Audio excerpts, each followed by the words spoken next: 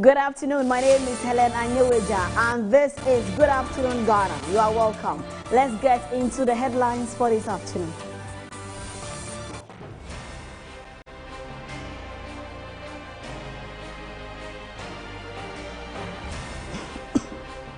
Stakeholders welcome decision to remove the headmaster of Kwame Nkrumah University of Science and Technology Senior High School for allegedly touching a female student inappropriately. Kolebu Teaching Hospital has illegally paid out 14 million cedis in salaries from its internally generated funds between 2022 and 2024, breaching Public Financial Management Act. Also coming up this later, on Business Edge, we will be looking at the 5th review of the Ghana IMF deal and its impact on the economy.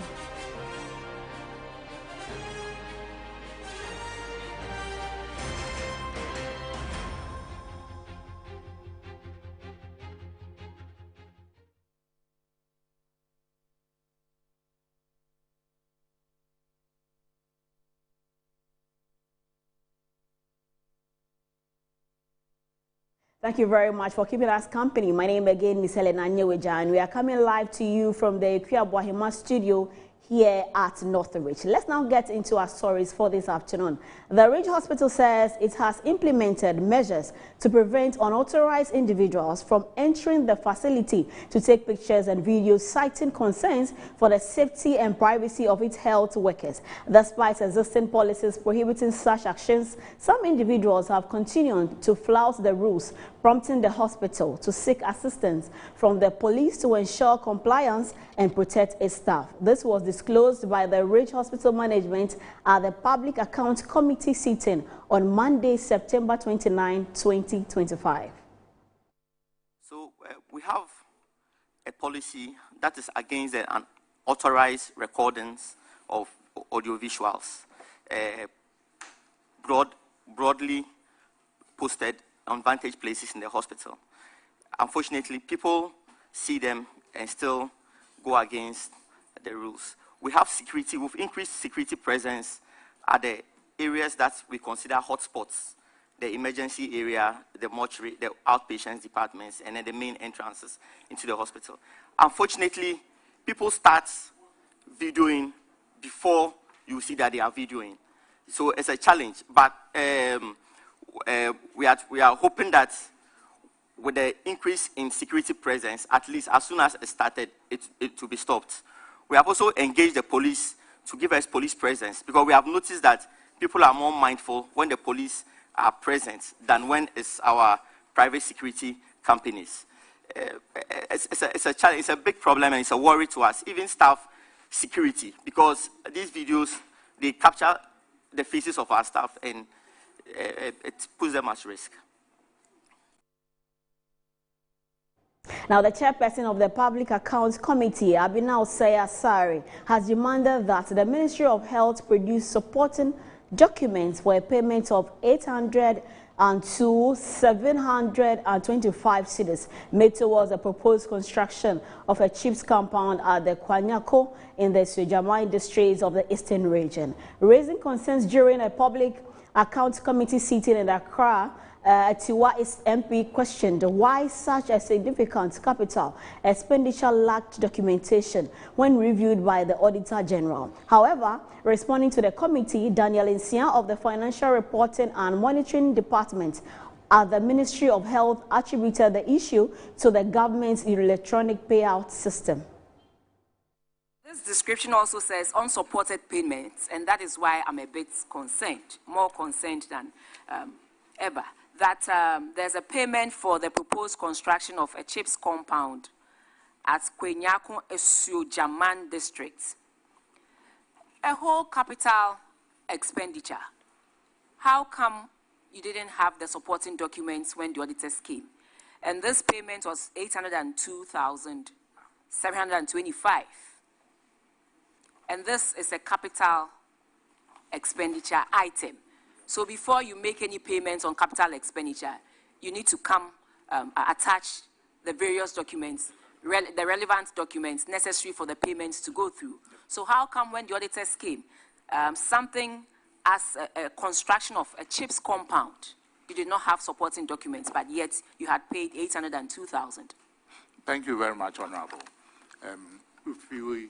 If we look at the initial comment raised by the auditors, yes, they mentioned receipts at assigned sheets. The challenge we have is that for the spirit of the use of IT, GIFMIS, it wants to reduce human intervention. But when the auditors come and you show them the SWIFT advice, they don't accept it as a receipt. So most of them, they have picked them on. So you have to go back to, if the chip, it definitely was emanated from Ghana Health Service. And we will only do the payment through our treasury system. And to reduce the human intervention, we might not go back for the receipt from the supplier or the contractor. But in this case, we have to call on them again to submit the... But what does the law say? You said you might not go for the receipt from the supplier. But what does the law say in respect of this? Yeah, in the law, it is not explicitly mentioned for the use of SWIFT. But no, in terms of proof of payment, what does the law say? It's a receipt. So you can't say we might not. It is a must that when you make payments, you get your receipt to show proof of payment. So you can't use the word might there that we might know. You have to, so that when the auditors come, and you know, especially when it's a capital expenditure item, you should have all these things, the relevant documents, present. There are quite a number of them in this book. Former Deputy Minister for Information and former MP for Botiano, English Manfro, Sylvester Tete, has called for further investigation into the KNUST SHS sexual misconduct as he considers the incident a defilement. Deputy CEO of Forestry Commission and NDC Deputy National Organizer Elikem Kotoko equally expressed displeasure, considering the fact that the GES Codes of Conduct does not spell out expulsion of the headmaster. They spoke earlier today on Metro TV's Good Morning Ghana. All of us to be worried about things of this nature. And I think that for a assistant headmaster academics, it leaves much to be desired. And I think that suspension is a step in the right direction to investigate. And further investigations will reveal perhaps she will not be the only victim. And I think that the investigation should go beyond this young girl. The age aside, I'm not sure that child will be more than 14, 15 years. Yeah. But in law, anybody below 16 years cannot be said to have consented to sex. I agree. So to begin with, that's a defilement. The defilement in the first place, the face of it is defilement. So to begin with, there shouldn't be anything like love births in the first place. You are stopped to even attempt to go into any relationship of any sort with a child of that age. I mean, it should not be entertained. But I want to say that investigation should go beyond this particular incident. And you will be surprised to know, even among the staff and other teaching or non-teaching staff in the school, perhaps it will be a common thing in the school for him to be so comfortable. If it's not common, the man will not be too comfortable to be doing that. It should go even beyond this particular school and make sure that the reforms that these investigations will ignite will be more widespread than any other thing. Once you are found culpable, your license must be revoked, that you cannot practice anywhere. And I think we should stretch the argument to that extent, to the extent that you do this kind of thing. It's pure defilement, and we must be hard on it. The code of conduct does not require a sack or dismissal.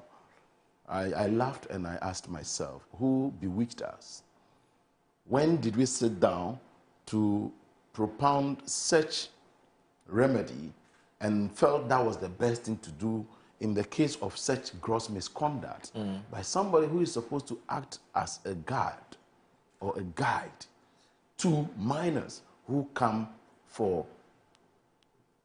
teaching If GES will not take the bull by the horn and act wise by revising or reviewing their codes of conduct, I'm sure the parents have every right to take legal action against this pedophile, if I may call him. The young lady appeared excited. But this is a minor. Right.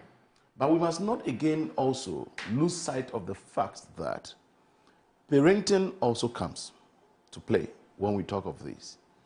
We may blame the man in question maybe 80%, 70%, or 90%. Yeah. But a bit of blame must be shared by the parents too. Right. Now, joining us via Zoom is the Executive Director of Institutes of Education Studies, Dr. Peter Antipati. Good afternoon to you. Good afternoon. Great. We have reports of this nature before, and where committees were set up and reports produced. Why does this keep happening? Sorry, please, can you take it again? Okay, so I am asking that we have had committees of this nature before, and we keep setting them up. We've had reports of this nature before. Committees have been set up. Why does this keep happening? I believe you are talking about the incident in KNUST SHS, and you're asking why it happens, right? Right.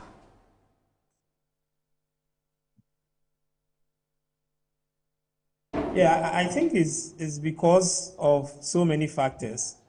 Prominent among them is the fact that anytime such an incident occurs, we hardly see the teachers being dealt with to its to the level that we would want it to be. So when it happens like that, then people feel that they can engage in these activities and still get to be in the classroom. So till we ensure that teachers who are involved in this have their licenses revoked by the National Teaching Council, we are going to still continue to have this. I've said that under normal circumstances, the GES is the employer. So the GES will have its own code of conduct and its behavior. But in the country, we have an agency that is responsible for the teaching profession. They are supposed to regulate the teaching profession. And in fact, one of their functions is to deal with such situations and ensure that the licenses of people who are engaged in this are revoked. It's part of their mandate. So if that is the case, then I think that it is time the NTC sits up and starts investigating some of these issues and begin the processes of withdrawing the licenses of teachers who are involved in this. And when that is done, we will see a very big reduction in such incidences on our campuses. Okay, so the way forward is revoking licenses of such people. Okay, would you agree to assertions that there is a decline in the discipline or morality of students?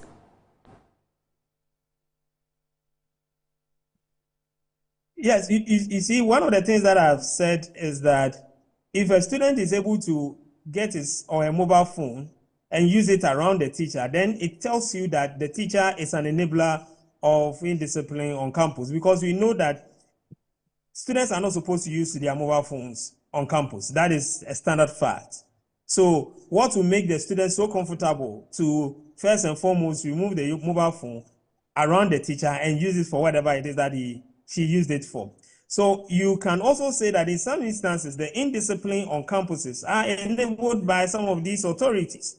And I think that is another angle that we can look at this situation, that in the indiscipline we are complaining about always, where we are saying that the students do not respect, the students are taking laws into their hands and doing other things. In some instances, we can say that they are enabled by the authorities, they are enabled by some of the teachers. And this is a typical example. Can you imagine if any teacher will be able to seize this mobile phone when this student is being, I mean, he's being,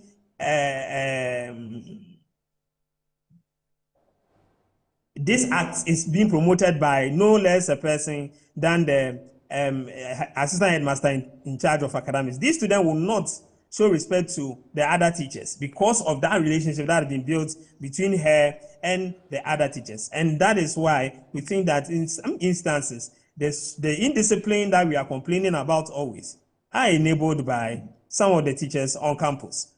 So whose fault really is it? Is it the parents, is it authorities, or the teachers? Who are we really to blame? Well, I wouldn't say there's one person that we can blame. This goes to the crux of the society that we are building. The entire society needs to be blamed because it is highly indecent to even engage yourself in this and still record. That kind of boldness, that is the society that we are building. So the society in itself needs to be blamed.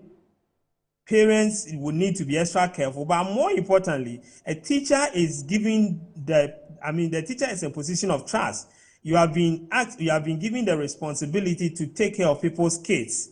So if this is what you would want to take them through, then you will take the higher portion of the blame because you have been trained professionally to handle these kids, and that is why you are a teacher. That's why you've gone through the ranks and you've gotten to the level that you are. So if you will not be able to uphold your professional ethics and still get yourself involved in this, then we can also blame the teachers involved. But ultimately, society has got a lot to note about this incident. Does social media play any role at all in all of this?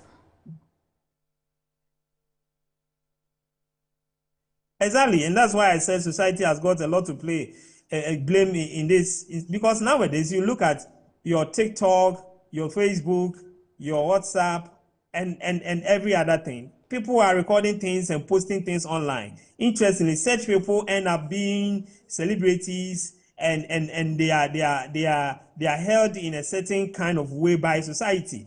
You can see, you can name certain people who have gotten themselves involved in very indecent situations, and they ended up being celebrities, interviewed by media houses, and so on and so forth. So the negative aspect of social media, the unregulated aspect of social media, can also be held responsible for some of these things that are going on in our campuses. Okay, quickly before we let you go, moving forward, how do we ensure that these incidents do not occur again, since almost everybody has a role to play in these issues? Well, I think we have to tackle this from multiple angles. Counselors in our schools needs to be up and doing. They should continue to admonish the students that they should not get themselves involved in some of these things. Parents would have to continue to talk to their wards as they prepare them, as they take them to various educational institutions. But for me, the biggest remedy to this is to make sure that those involved are dealt with. And how do we deal with that? You see that the GS disciplinary procedure would definitely remove this gentleman from the position of assistant headmaster, but he will get to end up in a classroom one way or the other. And that is where NTC should come in. And I'm saying that National Teaching Council should step in, do their own investigation, because they are mandated. They have the power to do this. Do their own investigation. Use this as an example for other teachers. They should go to the extent of withdrawing the licenses of this teacher. And when that is done, this teacher will not be able to teach in any senior high school, any education institution in Ghana, because by law, before you are able to teach, you should have a license. And when your license is revoked, you will not be able to teach in any education institution. When other teachers see that they stand a chance of losing their professional license and therefore would not be able to teach in any education institution in Ghana, they will be discreet and they will be careful in how they go about their relationship with their students, which is supposed to be professional. All right. Thank you very much for your time this afternoon, Dr. Peter Antipati. He is the Executive Director of Institute of Education Studies. Now, let's move away from that and head on to other stories. First Lady Lordina Dramani Mahama has acknowledged government's plans to implement a free primary health care program and upgrade community and district health facilities across the country. Speaking at a fundraising gala organized by the Africa Development Foundation and Helping Africa Foundation in New York, to support Lordina Foundation's maternity projects, the First Lady said the John Mahama administration has responded positively to the challenges highlighted by the foundation's work across the country. Greatest reward is not measured by figures, but by the smiles we put on the faces of those we help and the change in the conditions of the communities we assist. This is why Lordina Foundation is motivated by a single mission: to restore hope and empower life, one family, one community at a time. My brothers and sisters, when I began this project, my husband and his party were in opposition. He was not the president of Ghana. We could have minded our own business.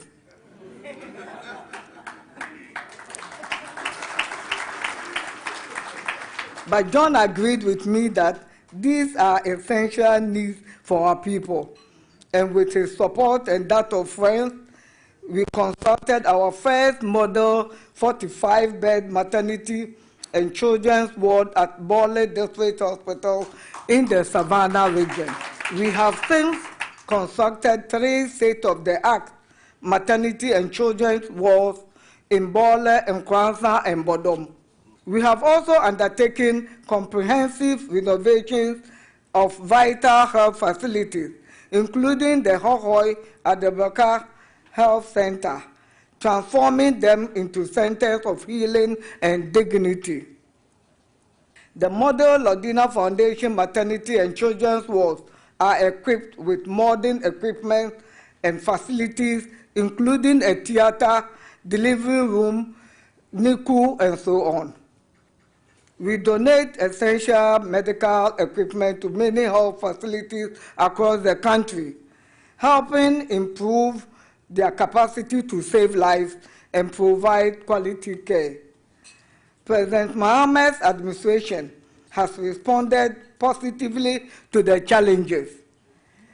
The government has announced plans to implement a free primary health care program for all Ghanaians. This will come with the provision of cheap compounds and health centers in our communities to make access to health care easier.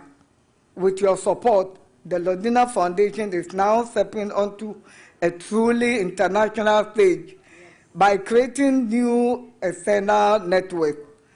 This means expanding our reach, forging new global partnerships, and amplifying our capacity to touch even more lives, not just within Ghana. Away from that, the acting managing director of Ghana Water Company Limited, Adam Mutawakilu, has stated that electricity suppliers are owed 1.8 billion Ghana cedis from February to September 2025. However, GWCL has been facing challenges related to revenue mobilization and customer indebtedness, which negatively impact its operations. He said some of the issues affecting Ghana Water Company Limited include customer indebtedness and accumulating arrears from customers pose significant financial strain on GWCL's operations. He said this at a stakeholders workshop engagement in Accra to address commercial water losses in Ghana. Situation was quite challenging. Huge liability on electricity, about 1.8 billion Ghana cedis, third-party suppliers we have not paid. We have huge aging infrastructure that we need to replace. The revenue was low. Salary to total revenue was about 46%. And there was pressure for salary negotiation as well because it's every 2 years. So we're actually very tight. As a newly appointed MD, I needed time to study the system to know how Ghana Water operates. Our non-revenue water was about 52% as at December 2024. So after a few months in office, I began to understand how the system operates. And from July, I started implementing my policies. The first one was to write for tankers not to use our hydrants. This is to enable more of our customers receive water because and we needed to do it for 3 months. So July, August, September, so that we'll be able to assess after stopping the use of hydrant, what is the impact? Then by the end of July, I implemented this revenue enhancement team. So far, we have 3 teams that are going around. We've given them the data and they are following through. Accra is too large. The tray is inadequate, but that is what we can start with. We are working around the clock to see that by the end of December, we should be able to increase it to 7. And by March, we should increase it to 10. Let's do some business now as the Aboso Kind Spare Parts Dealers Association, in collaboration with LCB Worldwide Management Solutions, an international acclaimed crisis management company, organized a 5-hour disinfection exercise in the Aboso Kind Business Enclave and its environs. Chairman of the Spare Parts Dealers Association, Henry Otri, emphasized the need for traders and residents to take personal responsibility for maintaining a clean environment. There's more in this report. LCB Worldwide Ghana Limited, a crisis management company, on Sunday undertook a fumigation exercise of shops at Aboso Kind as part of the Keep Ghana Clean initiative. The exercise, which began at 9 a.m., saw the team disinfecting the various areas at the spare part market. It was aimed at addressing the growing sanitation challenges in the area. Chairman of the Aboso Kind Dealers Association, Henry Otri, expressed concern over poor hygiene practices and the need to collaborate to keep the market clean. He also spoke about why it has become necessary to disinfect the market. This exercise will be I think every year. We've taken upon ourselves to do it twice a year with LCB Worldwide Crisis Management Solutions. They have been helping us for the past 5 years. Every year we embark on this exercise twice a year. If we look at our environment, our community, we have a lot of challenges. A lot of people often get sick due to malaria, cholera. Is it cholera, right? Okay, so we have these challenges here.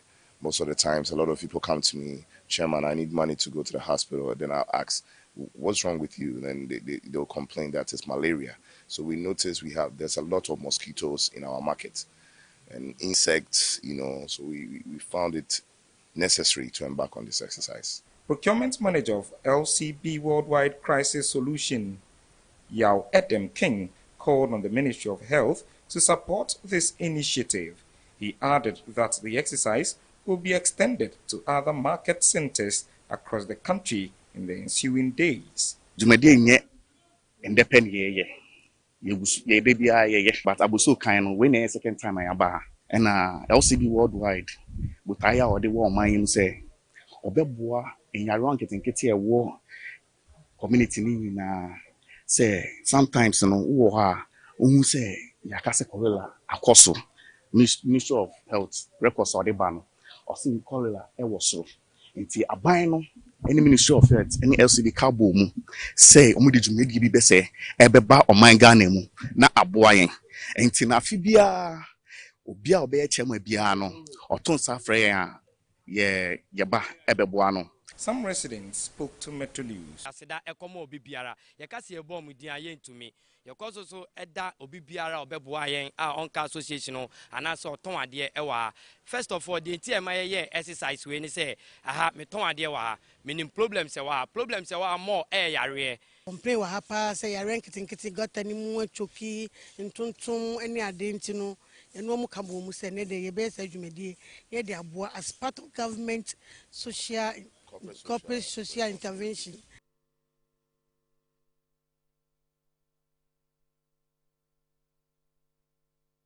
Keeping Accra clean is definitely the way to go. But this is where we wrap up on the news update segment of Good Afternoon Ghana. My name is Helena Nyewejan. We are going for a break, and when we return, Kwesi Efiye will come through with Business Edge. Just stay.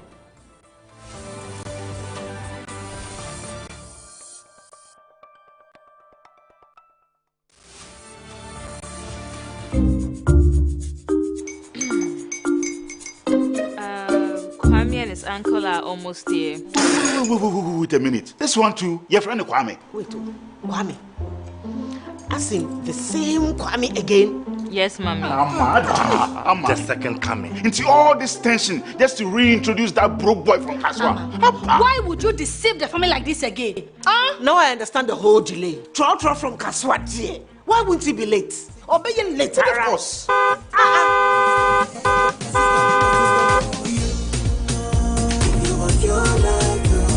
Star 712 hash, star 712 hash. Yeah, you go be the luckiest. Copy from Georgia be luckiest. From not the pure cause she be luckiest. Me and you go be luckiest.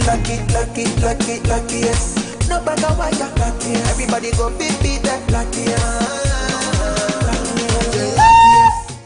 That's Kwame. Senya God the apple boom.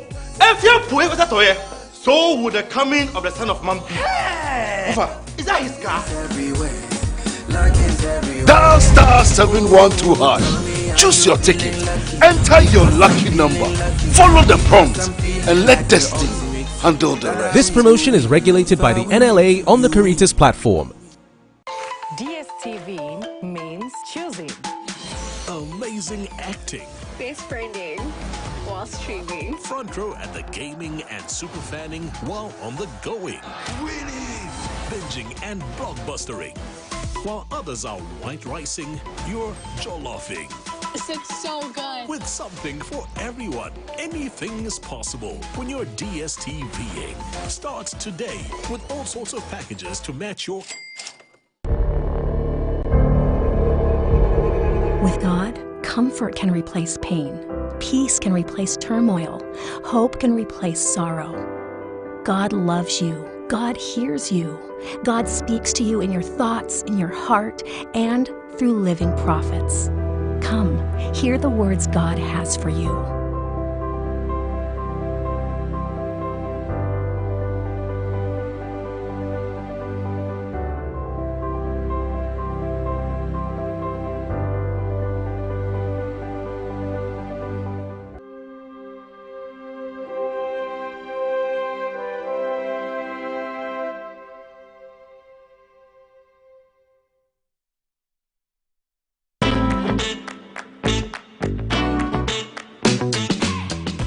Back in the day, tune in radio from morning, and you don't want to miss out because anybody who comes on is massive. Back in the day on Metro TV, Mr. BKD anyway. Back in the day, mentioning the place that you used to live, no, that meant that you were Dadaba. Oh, how? Because we are the ones who went to Saito. I wasn't really a nightclub person. No, I mean, the only times I went to the nightclub, Kobe Dixon took me. Yeah. You have a Walkman by your side. Now that was your selector. The Walkman was your selector. So when you play the first song and you want to change the song, you have to start cueing your next song through your headphone. Hi, my name is Ivan Kwashiga. I'm the CEO of Farmhouse Productions. I'm a film director, producer. You are watching Back in the Days with Sammy B on Metro TV. Massa, we're a guy and yes, Sammy B a feature. This is Back in the Day. Keep watching.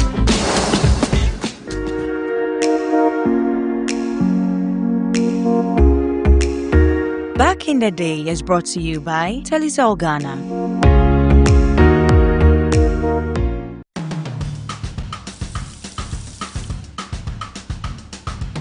Welcome to Cook Africa. Straight to the Ashanti region.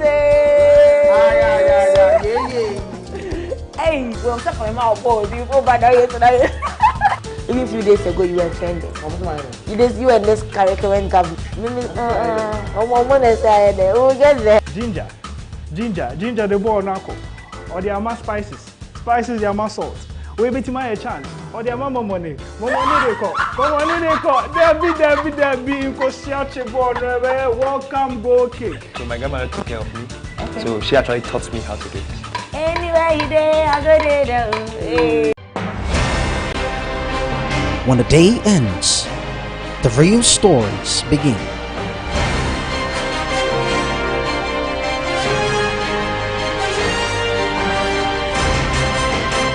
Michael Ado. Updates with lawyers for former Finance Minister Ken Ofori-Atta. Efua Ando. Sandra Ofosu. Equia Ababio. Dominic Ansapra. We're bringing you the latest in the world of business. Sharp, precise, compelling, unmissable, uncompromising. News Night. Tonight at 7 p.m. Only on Metro TV.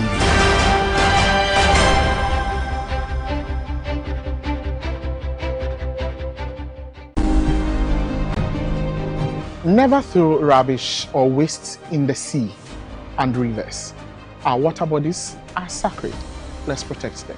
Don't wait for others. Start cleaning today. The best time to act was yesterday. The next best is now.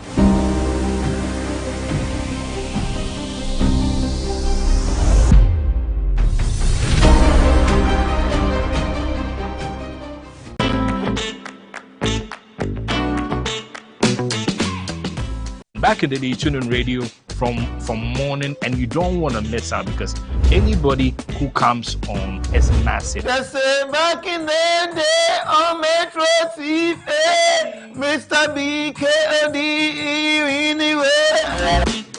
Back in the day, mentioning the place that you used to live, no, that meant that you were Dadaba. Oh, how? Because we are the ones who went to Saito. I wasn't really a nightclub person. No, I mean, the only times I went to the nightclub, Kofi Dixon took me. Yeah. You have a Walkman by your side. Now that was your selector. The Walkman was your selector. So when you play the first song and you want to change the song, you have to start cueing your next song through your headphone. Hi, my name is Ivan Kwashigan. I'm the CEO of Farmhouse Productions. I'm a film director, producer. You are watching Back in the Days with Sammy B on Metro TV. Massa, we a guy and yes, Sammy B a feature. This is Back in the Day. Keep watching.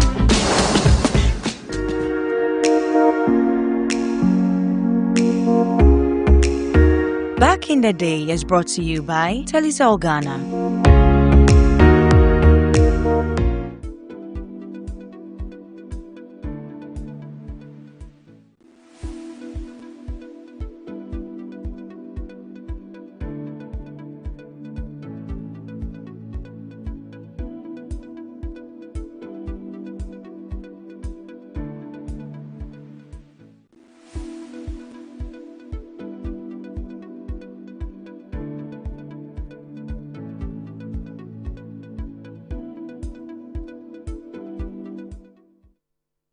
Good afternoon. Thank you very much for joining us this hour. It's, of course, time for Business Edge, and you can't get it better anywhere. Here on Metro TV, this is where you can get the best of news analysis show when it comes to the sector of business. And so, you're welcome to the show. Thank you for tuning in. I'm coming your way live from our studios here at Ridge in Accra. We are live on DSTV channel 277. I'm excited to announce that because my beginning of the conversation today is on DSTV.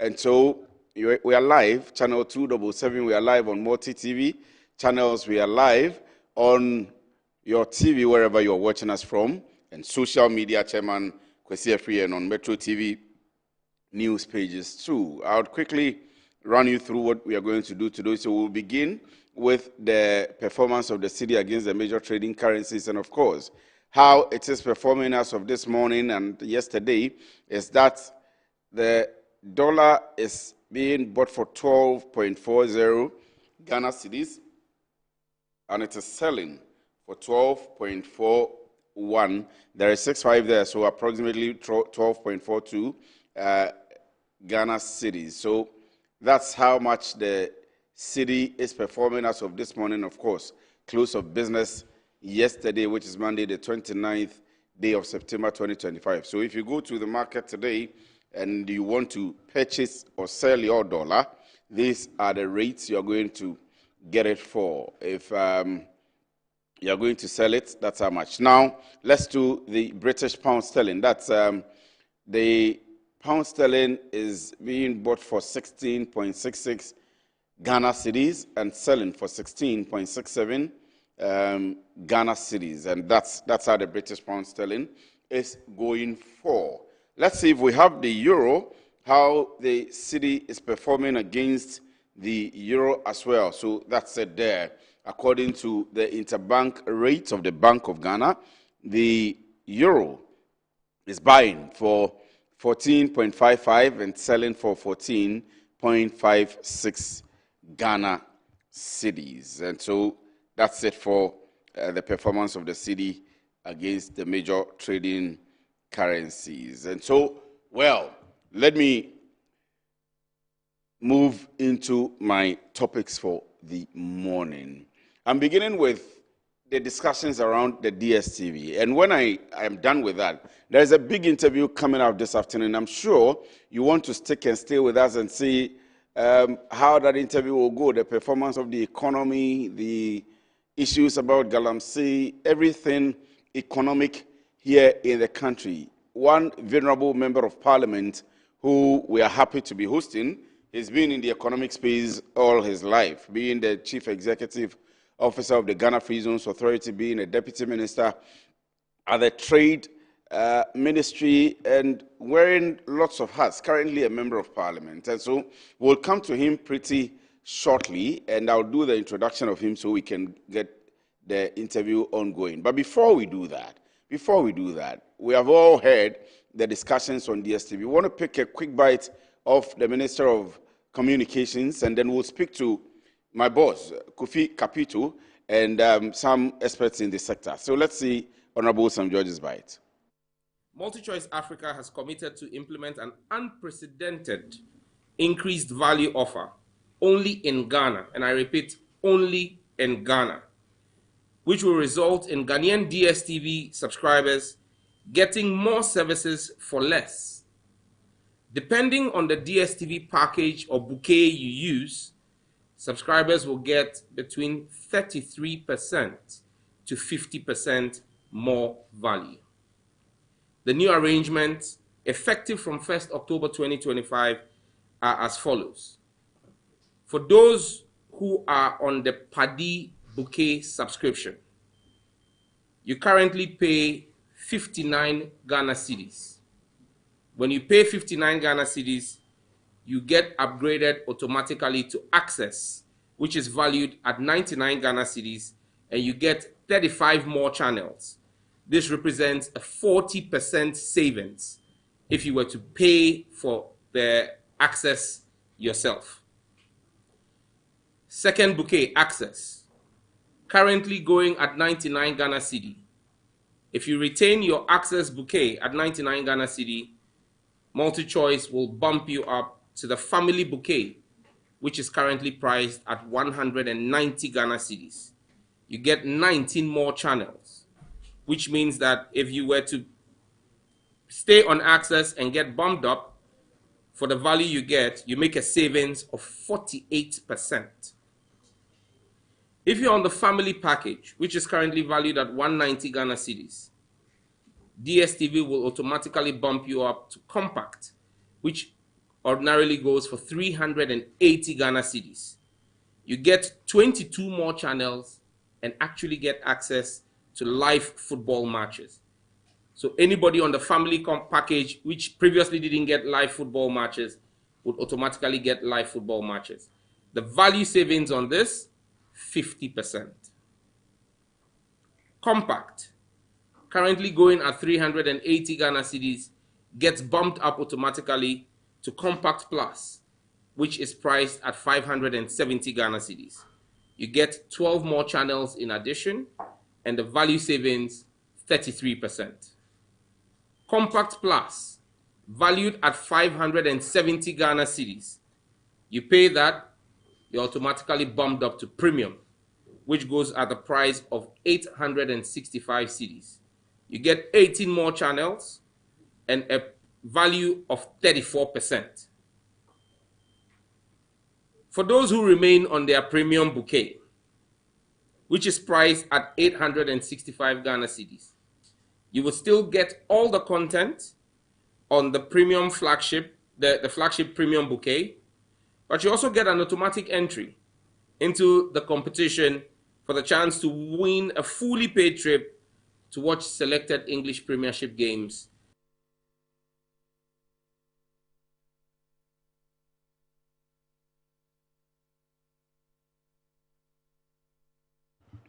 Well, so that's the Minister of Communications, Honorable Sam Nate George, speaking to us about what he describes as the unprecedented achievement in our dealing with DSTV here in Ghana, and he says it is not found anywhere. So that's it, as you see on your screen. So the paddy, as he explained earlier on, that's if you're on the paddy package, which is 59 Ghana cedis, you can be on that same package and get access to the 99 Ghana cedis package. So you get 35 more channels for the 59 Ghana cedis. Cost saving is 40%. For the access bouquet, you have the 99. You get access to the family one. You are saving 48%. For the family you stay on, you get access to compact. You are saving 50%. Let's see the next slide. For the compact, if you stay on it for 380, you are now getting access to those who are paying for the 570s own. Your savings is 33%. For the compact plus 570, you are getting access to those who are paying 865, 34% savings. But the premium bouquet, if you were on, you will still stay on. You will still pay the 865. All content on the flagship premium bouquet are as it is. And they are telling us that you get an automatic entry into a competition for a chance to win fully paid trip to watch EPL matches. Let me not pretend to be an expert. Let me go to my boss, Mr. Kofi Kapito, who is the Chief Executive Officer of the Consumer Protection Agency, and then Israel Desmond. Lawyer Israel Desmond is a partner at Agnos Legal Company and a senior policy analyst, Institute for Liberty and Policy Innovation, ILAPI. Let me begin with you, Kofi, and if you can hear me, thank you very much for joining us this afternoon. Honorable Sam George says this is unprecedented, and this is to protect consumers. I don't know if you agree with him. Can you hear me? Yes, I can hear you loud and clear, Kofi. Good afternoon to you. Good afternoon to you, too. You know, I get upset when I hear the media talking about the minister saying that unprecedented. That word should not even come in at all. What is unprecedented about what he did? This guy has done his 419. Oh. Which is the minister. Yes, let me tell you why. I have your his promise is going to get this reduction in the cost. The cost. Not the bouquet increase. Mm-hmm. The bouquet increase that he's talking about, DSTV does it anyway. It's called promotion. It's like somebody telling you, I'm selling something, buy one, get one free. Okay. The minister has shot his foot. I mean, you know, it doesn't make any sense. Because when you are too much exuberant, as the minister Sam George, this is what happens to you. Basically, this is the second time that he's telling us this thing. You remember when the data thing came? He promised us the same thing. Then he told us that, oh, he's bargaining for more data for us. Okay. This Crocodile the John thing that he does, he should stop. And he talks too much. He's not the only king in Ghana. He's not the only king in Ghana.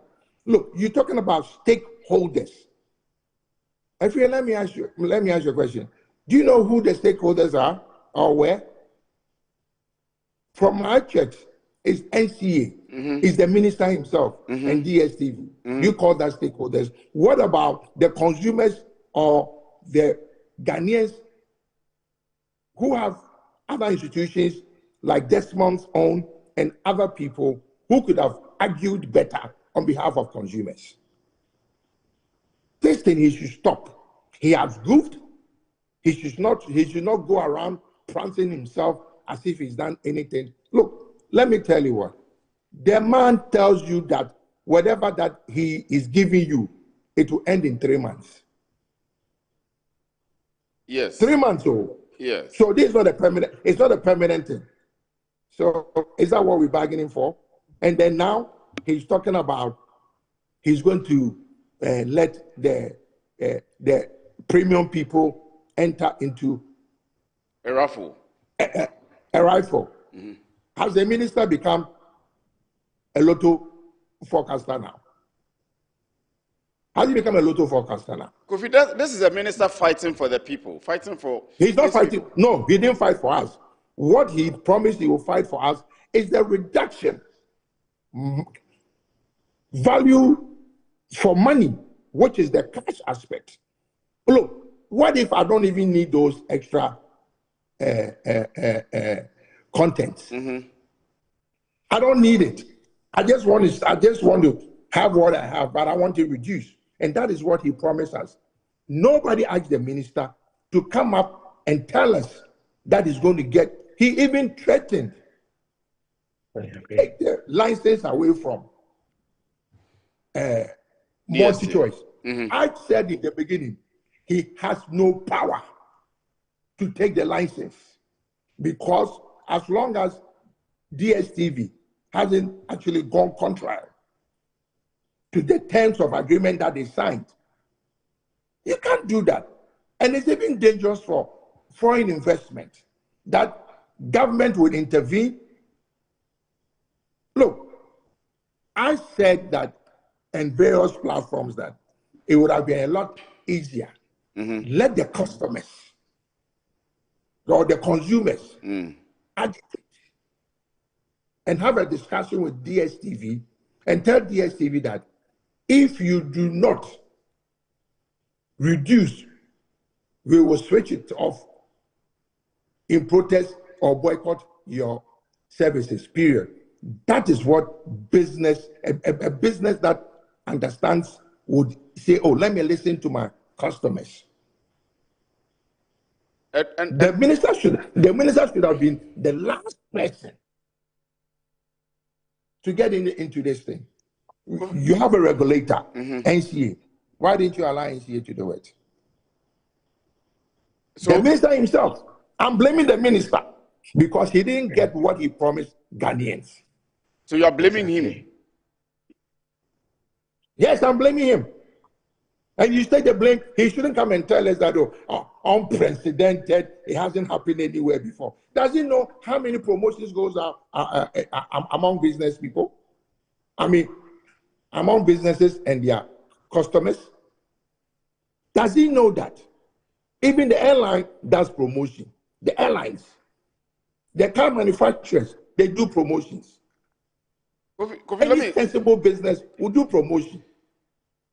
Let me speak to Israel, but you are quoted as saying that the minister is being populist, and if that is the case, or if he has the power to do that, then he should go and reduce electricity tariffs and utility and so on and so forth. I'll come to ask you whether you stand by that or whether that's a statement from you. But let me speak to Desmond Israel, who is a partner at KNUST Legal Company and a senior policy analyst also. So, Desmond, you have been speaking on consumer issues and reduction and so on and so forth.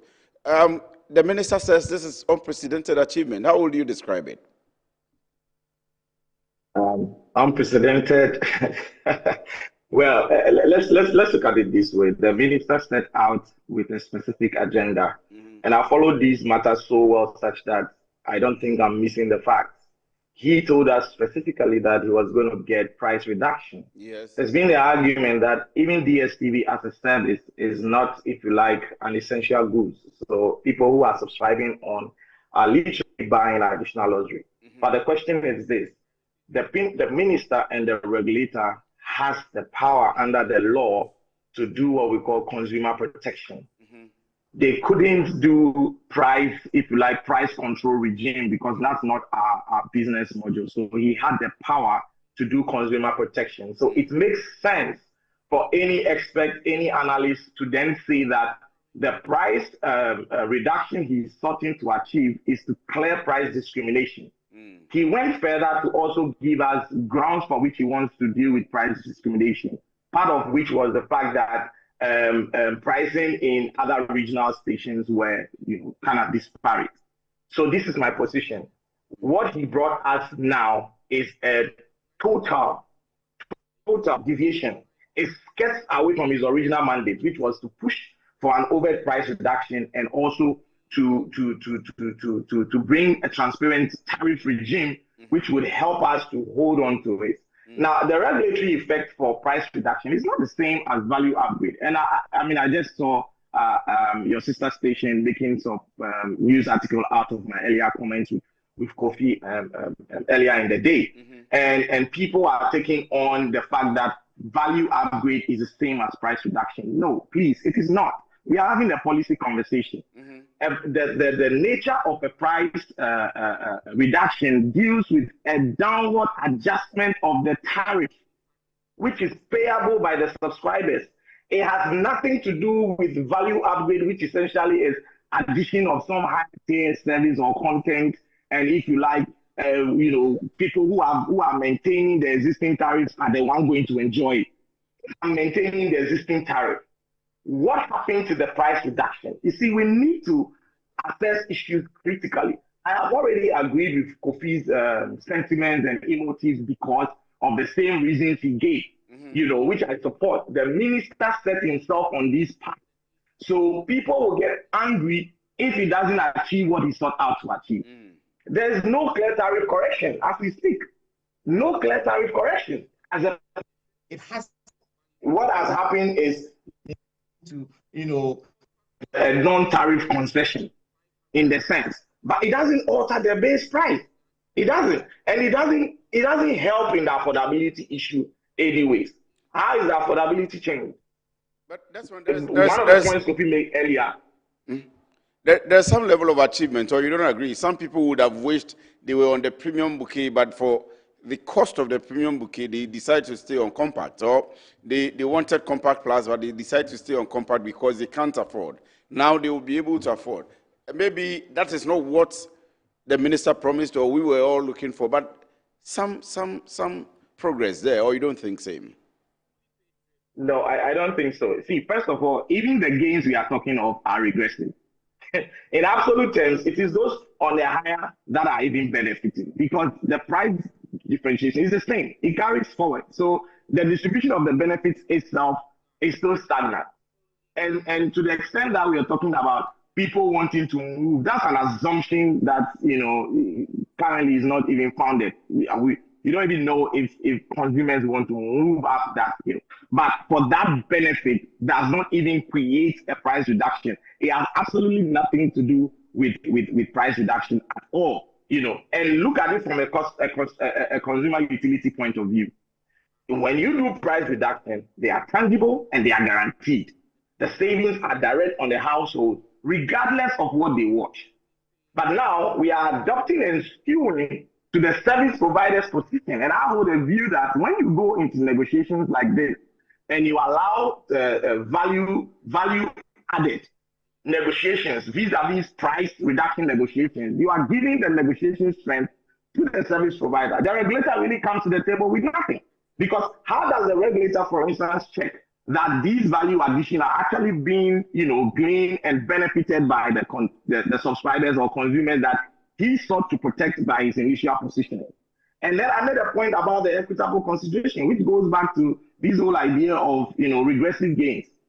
If you were doing the pricing, modeling the pricing reduction, which consumers are aligned to, which they were heavily in expectation of, you're literally going to, come up with a proper policy.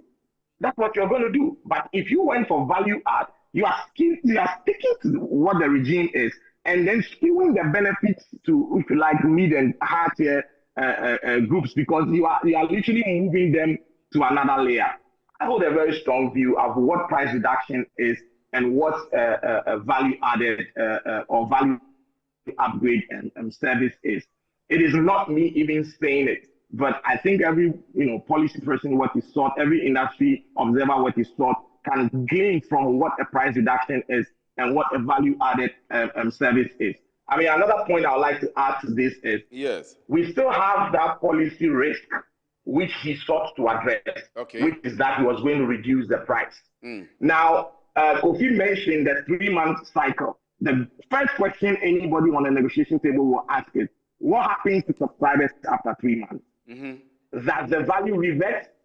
If the value reverts, then the initial policy risk of price reduction still subsists. So how do we celebrate this as a win? Something which is, for me, is an entirely a promotional window. It's not a structural tariff reform. It's a promotional window. And the platform turned out to be the policymakers' platform to announce it.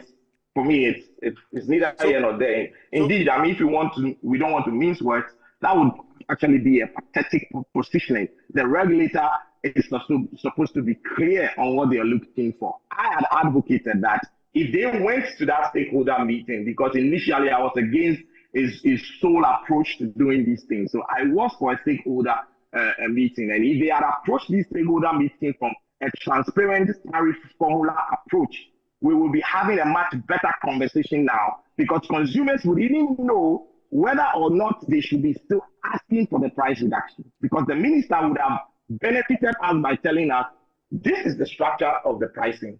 This is the reason why prices are quite high. If it's a tariff freeze we can benefit from, then that's fine. Desmond, you're a lawyer. You described the minister's positioning as pathetic. Did I get it right? Yes, I did.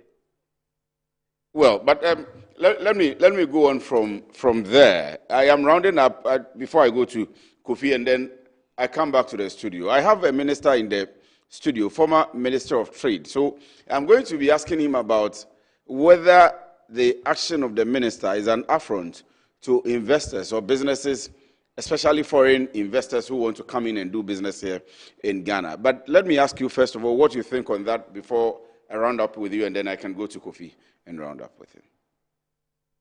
Right, good. So on the issue of pathetic, I'm clear about that position. First of all, the minister does not even have that direct regulatory authority. And we always mix up this issue about policy oversight and regulatory authority. If you were to sue an administrative agency, would you sue the minister? You would not. The framers of the law are clear on what the minister could do and what he could not do. And like I said, his position was on the consumer protection, which is good. But even the initial approach, he has to backtrack the initial approach. Those are the points I'm making. And when you proceeded to even achieve what you sought out to achieve, you couldn't. You come back with that to us with value upgrade. And that's where my position on being pathetic is. Concerning our trade positioning, we have huge trade inflows and outflows with South Africa. Anybody who tries to downplay this would be doing us a lot of disservice. Okay, business people they are anticipatory beings. They look at what the regulatory policy environment is to take if you like expected steps. Now consider a position where the minister had got away with single-handedly determining to terminate a license of a service provider, assuming without admitting that he even had the authority to do so.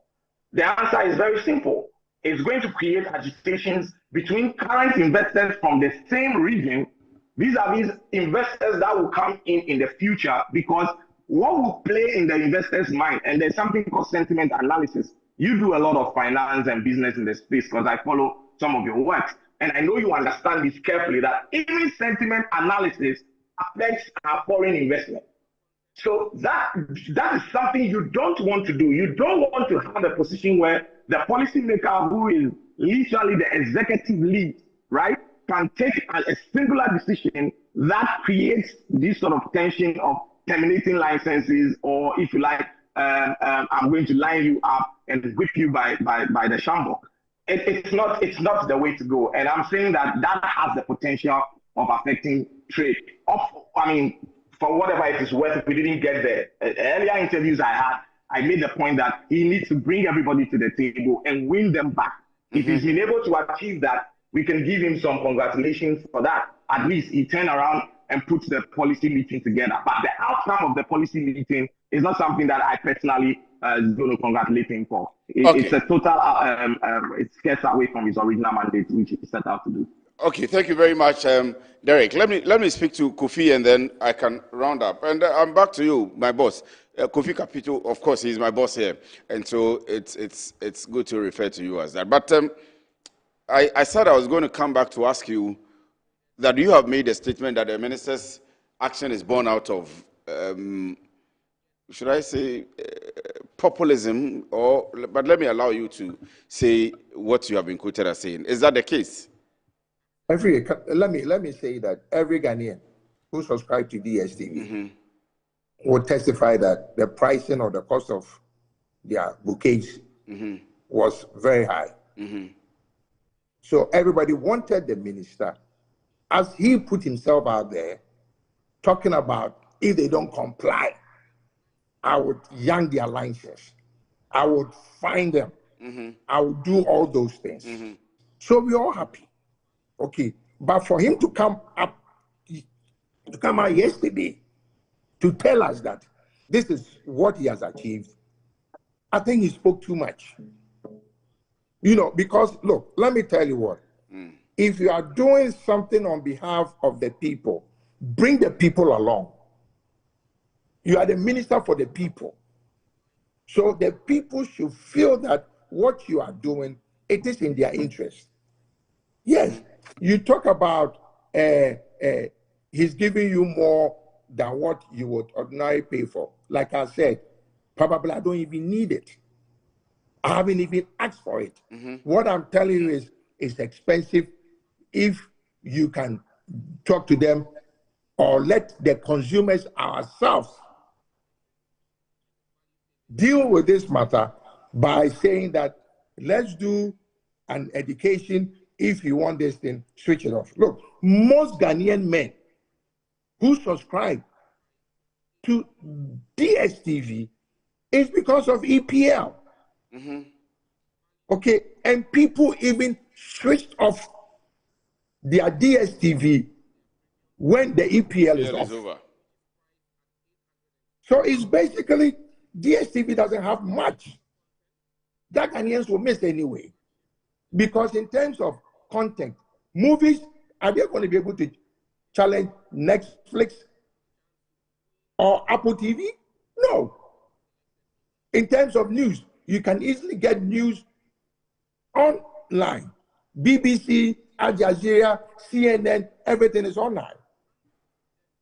So what did the minister, achieve for us? What even kills me, that telling Ghanaians that if you are the premium person, you won't get anything because you are a premium person. But I will enter you, or they will enter you into a rifle and pray and hope that you win a trip to Dubai. How many people subscribe to that premium? The whole thing that every Ghanaian wanted the minister to do, as he himself put himself out there, was to come and tell us, I managed to let DSTV reduce their bouquets by 10 cedis across board. I would have clapped for him that at least it is 10 cedis cheaper. It's just like you going to the woman who sells gobe or beans and gari, and you complain to the woman that, oh, madam, your beans and gari is expensive for, try and do something about it, because anytime I come, the beans and gari is expensive. Then he tell you, don't worry, I would add fried plantain on top for you. Does it change the price of the beans and gari? It doesn't. It doesn't. Because probably you don't want plantain. So that is why I'm saying that the minister talked too much. We were all rooting for him, because I have engaged multi-choice several times on this cost of bouquets. Okay, and then they said it's a luxury choice, and the minister knew it was a luxury choice. DSTV says, Kofi, let me tell you what, when you pay for your subscription, we don't hide anything. On your receipt, we tell you the price build up, the cost of the product, and then what additional levies and taxes that are added on. Okay. It's as simple as that. Right. So the question is, the minister, like I said, this is the second time. With the data thing, he did the same thing. Okay? So the question is, people are even worried about now. Yes, we probably have gotten more data. But the question is, it's not stable. The data is not stable. It keeps buffering and buffering and buffering. That I can verify. That I can testify. In fact, the network I'm on, I will not mention their name, but it is not stable at all. At least from where I live, it used to be very stable. Now there is a lot of difficulties on that. But let me thank you very much, Kofi, for the very late call. I called you just about a minute or two coming into the studio, and even though you couldn't pick up, you responded to my producer's call immediately, and you still have made time. I'm grateful. Thank you. If I don't do it for you, I get in trouble. Thank you for calling me. Thank you very much, Kofi. So that does it. Kofi Capito is Chief Executive Officer of Consumer Protection Agency, and then Desmond Israel is a lawyer and a partner at Agnos Legal Company. He's a Senior Policy Analyst, Institute of Liberty and Policy Innovation, ILAPI. So that does it for the DSTV discussion. But you need to stay on, because my guests in the studio today, I'll still ask him. Maybe I'll begin with the DSTV discussion, the multi-choice discussion. But of course, he's a man who wears many hats and many colors, and we are excited to have him here in the studio today. We have been chasing him as long as we can, because we have a lot of questions to ask him. So from now till the end of the show, we'll be with him, asking him all the questions. And those of you who are calling our WhatsApp line, please do text. You can still text on the DSTV issue or the things we are going to discuss, and we'll do as much as possible to read them for you. But please do not call. Do not call. You are still watching us live from our studios here at Region Accra. This is Metro TV. And now, my next interview, it's a discussion with the Member of Parliament for the New Jabin South constituency. He's known for his exploits at the Ghana Free Zones Authority, his exploits as a deputy minister, former deputy minister, Ministry of Trade and Industry, now Ministry of Trade and Agribusiness, and lots of things. But Michael Oche Befi is my guest this afternoon. Honorable, good afternoon. And thank you very much for joining me. My pleasure. I hope you're doing well. Very, very well by grace, my brother. How are you too? I am blessed by the grace of God. Good. And all is good with you. As well. I saw you at Akwetia with all the noise. And the call on people for you to resign. Yeah. I think we've gone past that stage now, and we are forging ahead. I mean, working still for Ghana. I believe that politics has a lot of dynamics, and for me as a politician, we have to show so much interest as politicians.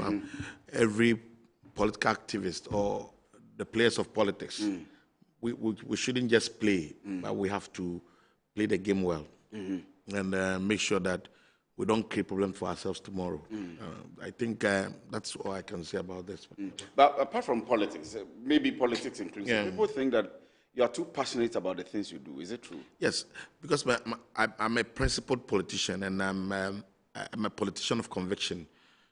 Since the days when I was a student, when I was doing student politics, I always say that politics is a game that if you believe you are called to do, you have to do it passionately, and not only politics, even anything that you have been assigned or given responsibility to do, you have to do it from your heart and make sure that you excel. So for me, I believe in working and doing things passionately. That's my principle, and it's my conviction. Because, especially in the game of politics, because I'm a politician of conviction, I believe that I have to do it like that. How do you feel when you fail? Have you failed? Sometimes you may not get it right. I mean, as a politician, you may have your ups and downs. You may have times that you believe that this will go well because you watch from afar and you also partake in the game. So sometimes you may do your calculations and your numbers. You believe that looking at what you have done, A, B, C, D, you think that this should be the outcome. It may happen or not. I mean, if it happens, I mean, it's good. If it doesn't, so you're still in the game. That's how it is. You can't say that because it didn't happen, so you go down. So how did you take Akwetia? I mean, that was a different game altogether. It's the only person I was thinking of is you. No, I'm okay. I was wondering how you will be taking the loss. No, because the point is that, and there was an interview out that, and the people who were behind the interview, I don't know whether they were doing mischief with it. Is that not to show the full interview? And I was not interested in that because if they had aired the full interview, my last comment will have nullified the first point. I mean, clearly, but because people were interested, they only took the ones that were so important to them or interested to them that they could easily throw it out and create problems for us. But I did my best, Nakuti. I committed a lot of resources in the game. And I think one of the elections that I've done very well is the Akwetia project. I went all out. I mean, committed a lot of time, committed resources, committed attention, and I was so sure we're going to carry the day, but that didn't happen. Okay, so I need to ask you this. I'm getting a number of text messages, and those of you that are insulting, I may end up reading them. It's exciting to see some of these text messages, and I get excited and quite happy about it. Okay, for us, we work for God and country, and so if we have to discuss it, we will. We will go ahead with it. Let me ask you, people call you Osikeni. Why? That's my name. That's my name. That's my name. I was born on Friday. My father named me after his grand uncle. So that's my name. My name is Osikeni Befi. Every Befi's accolade is Osikeni. Oh, so my father. I thought it was a name given to you by. I know quite a number of people you help, and so I thought it was a name given to you by the numerous people you help who are posting you, mentioning you everywhere. Naturally, that's how I was created. Maybe God brought me to this earth for purpose, and I became a semi-orphan very early. I mean, I started taking care of myself when I was very young, because my only hope in life, my mother, died very early, and so I started struggling very early at a very tender age, and I did my best. And God, who is the creator and the giver of life, has seen me through so far. It has not been bad at all. I've had my own ups and downs, but then in all these, I've still survived. And by the grace of God, I'm working hard. I'm running my businesses. I'm doing politics. I'm doing family stuff, and also taking good care of my constituency. Let me begin the conversation now, and let me begin with that of the DSTV because we just finished with that. And Kofi uses very strong words. I don't want to describe it as sahash, but very strong words against the minister. He says the minister talks too much and the minister is being a populist and so on and so forth. In the whole space, we have thought that the minister is fighting for the interests of the people like me, the common Ghanaian. I don't know what your position is. I think I had something similar to say about the minister. Not exactly the words he used, but some of the words, like a word like crocodile John. Clearly, the minister, it's a complete sentence. You know, the minister acted in a way that he didn't have the power to do what he did. You understand what I'm saying? Because in the first place, there was a problem, and nobody asked you to come and solve the problem, or nobody asked you to prefer a solution to the problem. You only rose because you were the supervisory minister. So you said that, okay, you want to take an action. But that action should have been taken by the National Communication Authority, not you, not the minister. He's the overarching minister. Yes, it doesn't matter. But you see, specifically the mandate, I mean, clearly should have been at the bosom of National Communication Authority. They should have taken a decision. But when you took up a responsibility and you decided to do something right and you got it wrong, I mean, clearly we all knew that the minister couldn't have done it. Because I have people there that I spoke to, and they gave me indication. I have a friend who is a senior person at that business outside the country, and he spoke to me on that the minister cannot bite. I mean, clearly he was just throwing things out to just, I mean, a populist politics. That's what he was doing. He couldn't have achieved anything better than what he had done. Oh, how? That's the point. Because this is clearly a package or repackaging promotion activity for DSTV. But the minister built a premise. He built a premise looking at the data across the African group. In South Africa, what happens there, where they are coming from. In Nigeria, what happens there, the prices and the cost. And in Ghana, and built the point that ours was the most expensive. So he had the cost for concern. So why do you say that you are going to revoke their license in case you said something, in case they're unable to meet the demands of the ministry? You even promised Ghana that you were going to give us a price reduction of not less than 30%. But you were not able to do it. That's the most important thing. You were not. What we are talking about is price reduction, not upgrade of a package for consumers. There is value for consumers now. No, what are they getting? The most important thing you promised Ghana was that you were going to fight for price reduction, because we all know that DSTVs, I mean, the cost of paying for DSTV is quite expensive. And so others in the markets, I mean, in that same space, couldn't even compete with them in terms of price. And they were because they are seen as the leader in that space. And you, as a minister who is working for Ghana, promised the whole of this country that you were going to give us a price reduction of not less than 30%. So we're expecting you to do that. And what is more, you even flex your muscles by saying that in case they are not able to meet your demands, DSTV may even lose their license. What do you want the minister to do? You are a member of parliament. No, you represent the Ghanaians. Yes. You are also a citizen. We still do you want the minister to revoke the license of DSTV? No, I'm not saying that. That's not too good for business. I am saying that the best would have been that you leave it with the National Communication Authority to engage them. That's what your... The NCA has been part of the engagement. Yes, but the engagement should have been their responsibility. So that they will give you advice, they will give you reports, and you can give policy direction on how the thing should be done. Because now, where can we go now?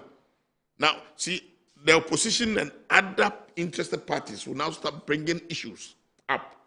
So, it means that the minister, who should have been the last resort of engagement before maybe a total final decision could have been taken, now has come out, and clearly there isn't any hope for us as Ghanaians again in this particular agreement. You have been a former Deputy Minister of Trade. You have been a CEO of Free Zones Authority. Two major pivots of the economy, economic growth And we'll come to some of the things we've been calling for, the national industrial parks and so on and so forth. But I want you to analyze the economy. Lots of Ghanaians think the economy is going well under His Excellency, the President John Dramani Mahama. And we can give you reasons for which they are saying it's going well.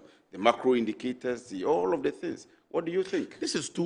For me, it's too early for anybody to draw such conclusions. But what conclusion do you draw? I mean, nobody can take that from them.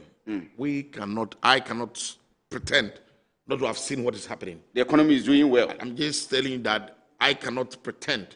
But it is too early. I mean, we're just less than a year. They are less than a year. I mean, this is the year. I mean, any political party that wins elections and form a government, the first year after forming a government, it's an artificial year. But in the 8 months, is it going well or not? So the point I'm making to you is that as part of somebody who has been part of government, I can clearly see that the first year after the elections, when you have won elections, the first year is to please the masses, is to tickle the emotions of the masses, make them happy. So most of the things you do are artificial. The real, artificial? Yes. The things happening? That is the reduction of the dollar? I mean, the fuel rate? But now you can see that what was the promise? What was the end game when they started trying to help the dollar stabilize? I mean, dollar to cedi. What was the plan? It's still less than what they met in December. The plan was that, but they couldn't achieve what they wanted to do. But they still have a lot of time. They may be able to achieve it. That's why I'm telling you, it's too artificial. When they stop, yes, when IMF gave them a strong warning, they stopped. And now things have started changing. My point is that economic indicators clearly show that the economy is doing well, better. But what people should understand is that this is called, for my own balance, artificial year. The year of trying to please the masses. See, everything you do, you want to please them. So you cannot use the first year after elections to draw any sound conclusion that will be beneficial to the whole country. I mean, you can use this year to do that, because what they have in mind, they will do a lot of things artificially. I mean, trying to use spending almost about $5 billion in forex to make sure that we get a very good city that is doing well against the dollar. My point is that why should you do that? Why should where did you get those monies from? You know that we have our own reserves. Yes, we do. So you have to make sure that the reserves you have are monies that government intentionally put down or set aside to make sure that in case of trouble we'll be able to get use it to solve our problems. Now you're trying to use all these things to solve problems now, and it is too artificial. It may even happen that you are even doing other things that will also not be too good. We cannot talk about it because we don't have evidence to prove other things. You may even be printing money. You may be doing a lot of things. So my point is that your government printed money. So by the Bank of Ghana, the NDC accused you of printing money. Yeah. And they were not happy with it. Ghanaians were not happy with it. So NDC cannot come to power just less than 1 year in office. And whatever they do, people think that they have done what has not happened before. This is not the case. It can never be the case. That's the point I want to make to you. Do you the economic indicators for me, I mean, it's good for now. We are, inflation track doing well. We're coming down. That's not MPC is coming down. We don't have any problem. I mean, the interest rates and yes are all coming down. So all these things show that government is doing well. But my point is that it is too artificial for anybody to draw such conclusions because it is too early in the day for, let's see, going forward next year. So that's exactly why I oppose those people who were even calling for President Mohammed's third term bid. I said, how can you draw such conclusion? The person has been in power only for 6 months, and you are drawing conclusions based on what he has done in 6 months, comparing 6 months' work with somebody who has been in government for 8 years. That is out of order, clearly. Rate the government's performance on Galamsey. Now, on Galamsey, yes. You know that is it's a huge failure on the part of this government. The promises the government made, now the government has now turned round to see something different. And they are doing things differently. They say that you used 8 years to destroy the forest reserves we have in the country. You are expecting them to use 8 months to solve the problem you used 8 years to Let me ask this question. Yes. I mean, NDC and MPP, these two political parties, which of the two political parties have been in office for long, or have served this country for long in government? It's not NDC. It is. So when did Galamsey start? Galamsey started long ago, under the time Rawlings was the head of state. Before Ghana was turned into a democratic regime again, and the 1992 constitution was written. My point is that Galamsey started long ago. And those who are champions in Galamsey are the NDC. That's a fact. You don't need a small boy to tell you. NDC are champions in Yes, Galamsey. because Galamsey started in their time when they were in government long ago. They've been in government for a very long time. They promised Ghana that they were going to use artificial intelligence. They were going to use other means. They were even going to use a state of emergency, calling for this. The LI, yes. They cannot do it. See, this is what we call a 419 government. But this is just setting government. 419 in 8 months. So the point I'm making to you, that's why I said to you that anybody, there's an adage in Akan language, which is that now, a government that majority of those people who didn't get appointment at the top level have turned to be Galamseyers. How can we solve this problem? Who have turned a lot of them. You know it. I don't know. You have to tell me. Even the Attorney General himself mentioned name. Am I the one? Mention names in this country. Didn't the Attorney General mention the name of Joseph Yamin? Am I the one who said it? The point I'm making to you is that where most of the people who didn't get appointment in this government have resorted to Galamsey, and they have decided consciously to devastate this country, the river bodies of the country. It is intentional plan of government to destroy water bodies and make sure that Ghana go down in the Galamsey. Was it your intentional plan to destroy water bodies? That's why. See, let us look at the commitment to solve Galamsey's problem. Yes, analyze it for me. Yes. To government. Nana Akufo-Addo's government clearly showed the way. Nana Akufo-Addo government through means like anti-Galamsey task force. I mean, there was what we call the operation, something like that. It was set up by the Ghana Armed Forces task force at the Ministry of Mines. This was intentional. A lot of excavators were burnt. You remember that? Were seized. Conscious, the president himself was committed to it. But there's a government that said to the country that when we get power, this is what we're going to do. So you were calling, when you were in opposition, you were calling for a president who was running the country to call for a state of emergency so that mining activities were brought to a halt. For us to, redefine the whole mining process again. When you were in opposition, you had the guts, you had the strength to make such call. But now you're in government and you can't do that. You can't implement these things. Very easy things that you proclaimed were easy to do. Sam George, the young man Sam George said that the president has the power to do. He even described the president as having power to do anything in this country except changing a man into a woman. Now they say another president has come. The president had the same powers under the 1992 constitution, also to exercise the same rights over this jurisdiction. And the president is not able to do it. And Sam George is still part of government. He's not talking. Stop talking now.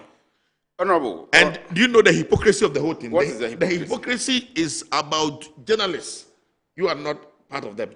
I'm also a journalist. No, you are not part of those people.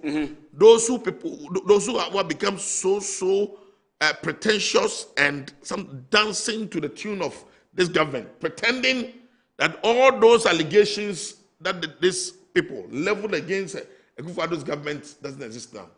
These journalists are still there working. They used to bring bottle of water from pra from Ofin. So you want them to continue bringing bottles of water? Because they are now eating. So that you can only talk when you are not eating. It is bad table manners to be eating and talking at the same time. Is that not the case? So now that they are eating, they can't talk because it's bad table manners. Are you fighting Galamsey now because you are out of power? No, I'm just saying that, see, the same effort. The measure in which it was being fought, that you had wanted it tamed down a bit so that there is JoJo, there is diplomacy, there is alternative. You set up NALEB, alternative program for... The NDC is showing same action. What have they done? Tell me. The Minister of Lands has set up a guard. Set up a guard. But the guard was there already. The Minister of Lands has blocked some forests that people cannot enter. But are you talking about forests or... Professor Jampo says the action is being taken. But do you believe Jampo? The president has shown commitment. You don't believe that the president is showing commitment? What commitment? No, okay, let me ask you a question. Ask. These people, I mean, this government, did they level allegations against the MPP that the MPP couldn't solve Galam? Did they say that? I just don't know. Did they say that? They did. Okay, so did they also prefer some solutions that when they get power, when Ghanaians vote for them, they will Yes, they did. And what have they done? Have they done it? It is even on ascendancy. Erasmus Donko has said it several times. The champion in yes. has said it. A lot of people have said it. I mean, the Cali Bishop Conference have said it now. Almost all those people who talk about Galamsey, and they're saying that now this government that was calling for another government to call for a state of emergency now is defending their action not to call for a state of emergency. Can I put it to you that you are playing politics? No. Can I put it to you that you are playing politics? No, I'm not. We are not playing politics. You NPP, you are doing politics. Because the NDC attacked you vehemently. Let's even say and they won elections. Let's even say. So you are also going on the same tangent. Because you are attacking the NDC so that you turn the people against them. We have been in power. You are doing politics. We have been in power for 8 years. In Ghana here. Being in power for 8 years is not easy. Ghana. I'm telling you, that's the truth. So you have a lot of challenges. But the point I'm making to you is that when you have challenges, the challenges can be solved when you are determined and willing to solve the problems. We tried our best. We were not able to do the best we wanted to do. Now the alternative is that Ghanaians said, okay, let's vote them out and bring a government that can solve the problem. And this government gave Ghanaians their word that when they come, they will make sure that this Galamsey thing is solved within the shortest possible time. And I'm asking you a question. The commitment they gave to Ghana, have they achieved that commitment? The shortest possible time is relative.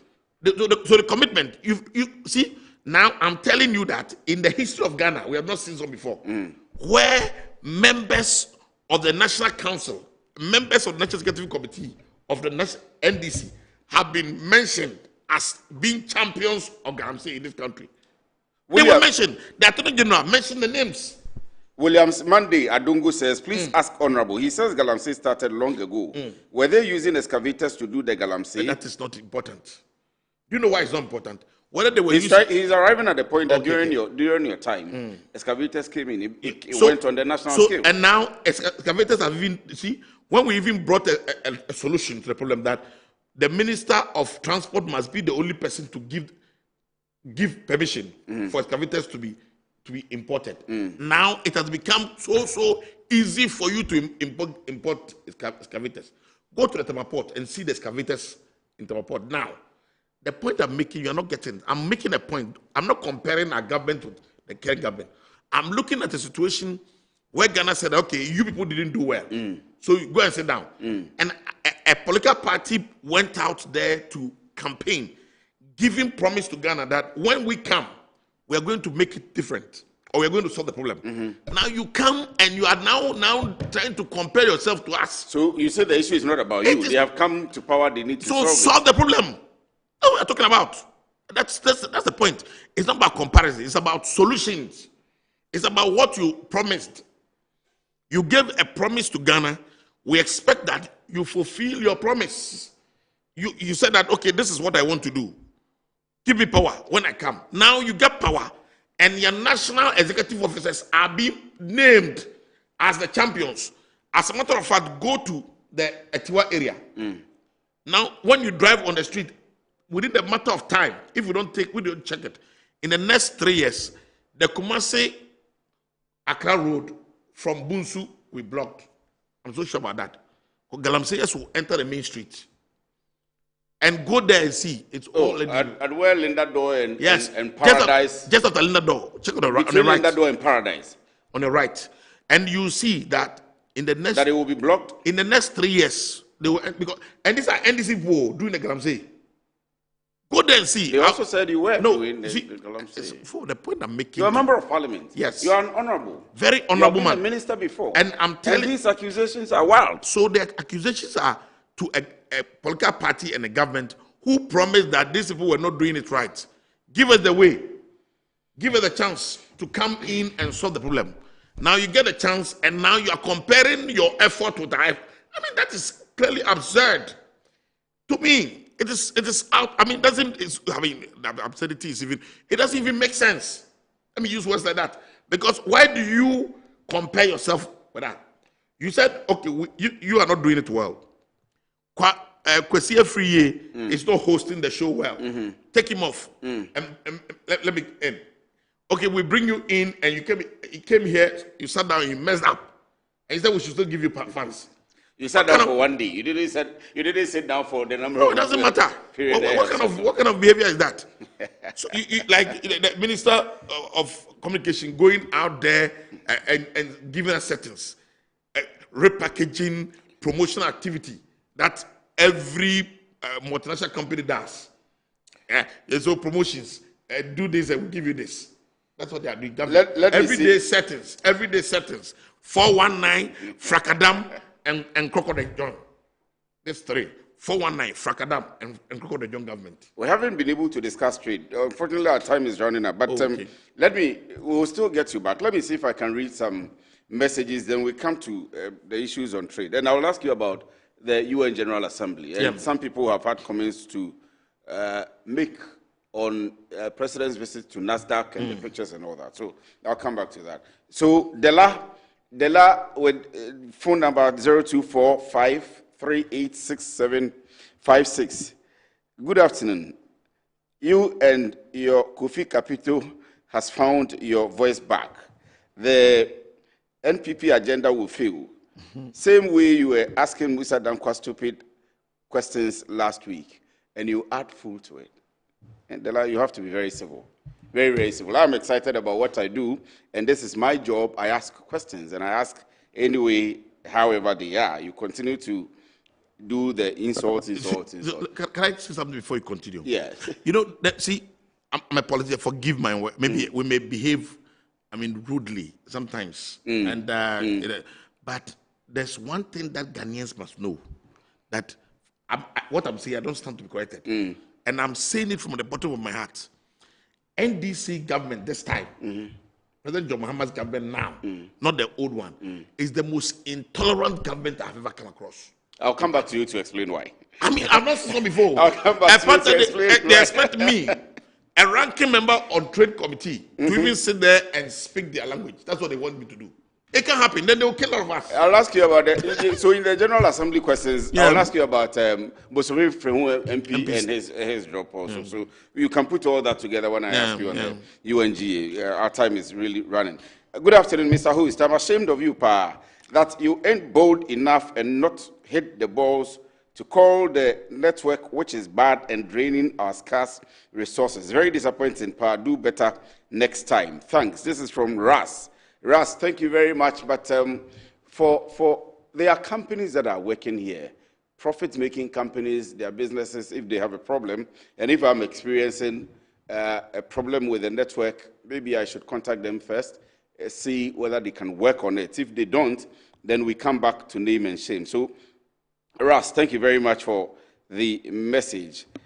Mr. Host, again, why do you bring NPP person only to the station, and he's doing politics? Please tell him to go and advise his chiefs in his hometown to stop giving their lands for Galamsey. MRS sent in that one. And Emiras again says, Mr. Hose, why do you allow Kofi to talk to the minister like that? Even Kofi did not help us. God knows how many years he has been there as Consumer Protection Agency, but have the mouth to talk. Emiras, you didn't tell us where you are texting from. Good afternoon, guys. Whatever Kofi Kapito is saying is 100% true about the minister, because he's saying that their charge is too much. But now the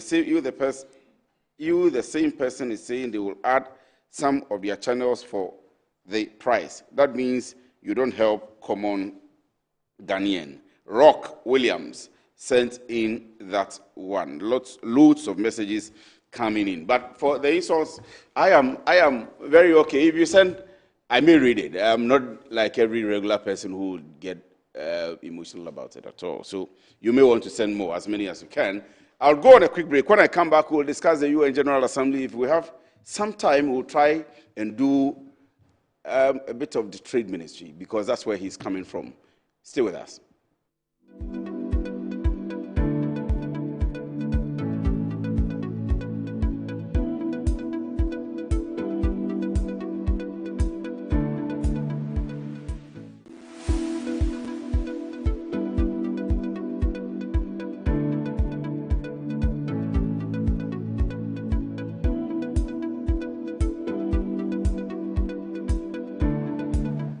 Of course, I accept only quality and affordable printed souvenirs for my promotional campaigns.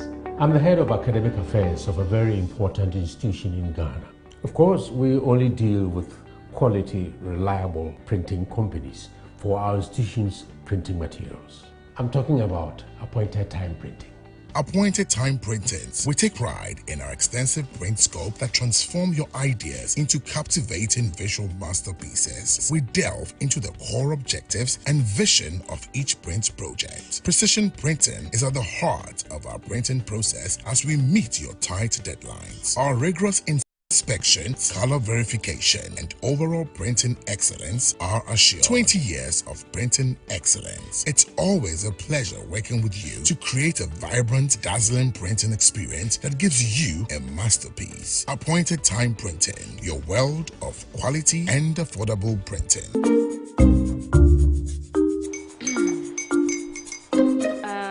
Kwame and his uncle are almost here. Wait a minute. This one too, your friend Kwame. Wait, Kwame? As in the same Kwame again? Yes, Mommy. I'm the second coming. Into all this tension just to reintroduce that broke boy from Kaswa. Why would you deceive the family like this again? Now I understand the whole delay. Troll from Kaswa, dear. Why wouldn't he be late? Or be late? Of course.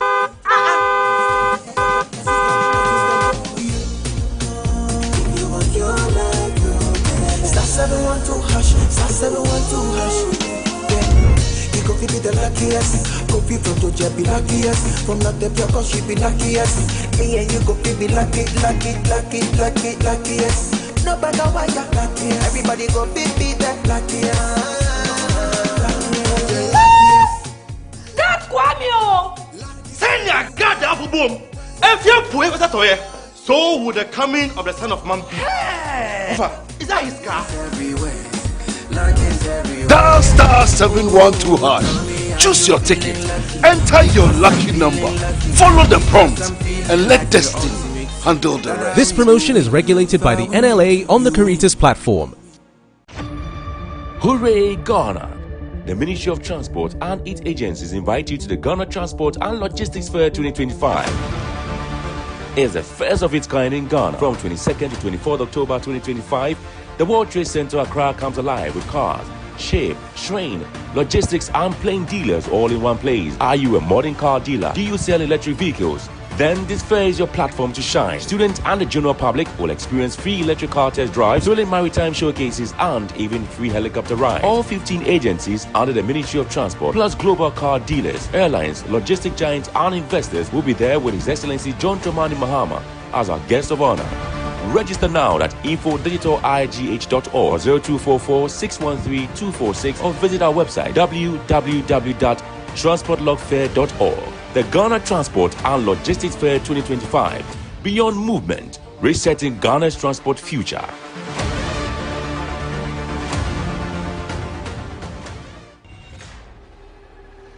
this BB9 Season 10. No filters, no scripts, no holding back. Cause it's 10 times the drama, 10 times the rivalry, 10 times the game. This is certified. No zero, no minus.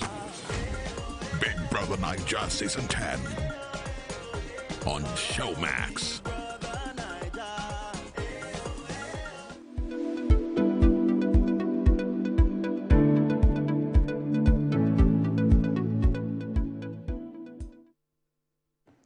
All right, so you're welcome back from the break. I'm still here with the Venerable Honorable Minister, Member of Parliament for the New Jabin South constituency, former CEO, Ghana Free Zones Authority, and former Deputy Minister, Ministry of Trade and Industry, now Ministry of Trade and Agribusiness.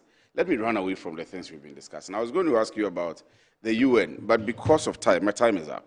My time is up, actually, and you've been making lots of calls in the industry for investments, huge investments, and that's your turf, actually. You did a lot with free zones, bringing lots of businesses into the country, and all of that. What's the call now? What's the current call? You want industrial parks to be established? Your market, please. I think you have to change the game now. We have to move into a new, space where we'll be able to create a lot of opportunity for Ghanaians. Note that I have said that, not that Ghanaians cannot do it. We have never said that. I have never said that. That Ghanaians can do it. Through partnerships and, through groups working together like that. But see, the kind of investment we need to be able to accelerate growth in this country, to make sure that we push up and build a very strong economy. It's mostly hard to come through foreign direct investment. So, that's where we can get huge investment entering the system. So, assuming we're able to get very good foreign direct investment, let's say we're getting investment of, let's say, $1 billion. 3 different businesses coming into the system. $4 billion, that's huge sums of money. Somebody coming in like with $10 billion investment. These are investments that can raise hopes. That can raise hope for the country, and also, create very good opportunity for Ghanaians to be able to work or get jobs to do. That's how come I always call for, foreign direct investments, especially through the free zones and special economic zones. That is very important.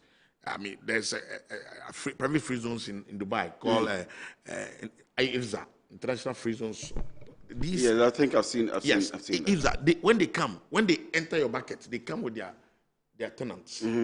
So they come in as a regulator to grant license, but they come with their tenants. So they're able to fit into spaces that the regulatory reforms is very flexible.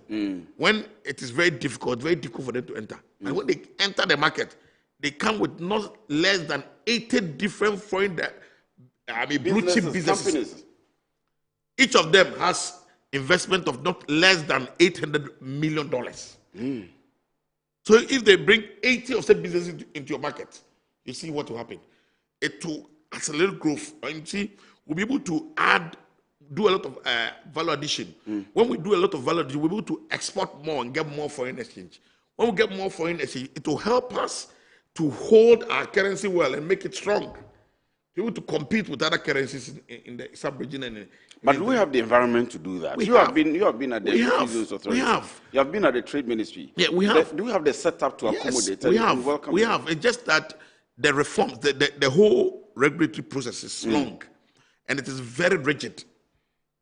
So it is very difficult for one to just enter and succeed in business like that. So when it is, because you have to go through parliamentary approvals and get laws to be passed before, but those places that is too flexible, they enter the market and set up, and within a shorter possible time, these businesses will become, big business, and they start doing well. So my point is that Ghana must be able to encourage a lot of investment like that. And we have to also encourage Ghanaians now to form partnerships. Because Ghanaians also don't believe in that. Most Ghanaians, like, okay, this is my business, let me open the business. Because there is a problem of trust. There is a problem of people, but you see, people. But see, because our individual effort is not alone enough to be able to build businesses like that. Okay. So this is what we are going to do. We are going to have another time if you commit to us on air now, and let's focus on the special economic zones. Because you have been in the place, you have interacted with these people. We want to see how. I'm doing a lot of work now. I'm doing a lot of work I'm even doing some work for Chad, Republic of Chad now, and I'm also doing a program on it. I'm doing a free PhD in free zones. Okay, so let's see how we can, as a country, explore that area and succeed there. Thank you very much. My pleasure, sir. Thank you very much. And let me do this quickly before we run away.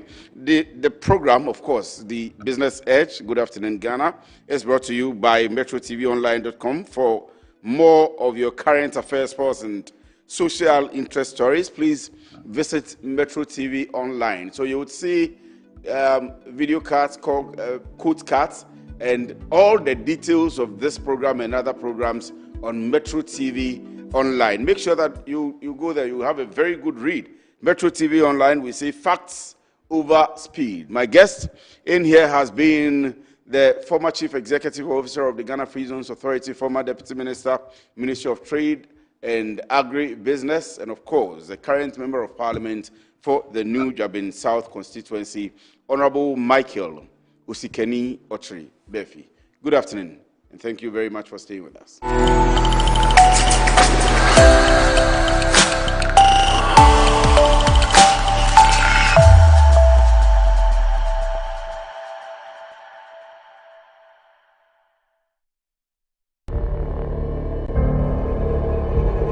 With God, comfort can replace pain. Peace can replace turmoil. Hope can replace sorrow. God loves you. God hears you. God speaks to you in your thoughts, in your heart, and through living prophets. Come, hear the words God has for you.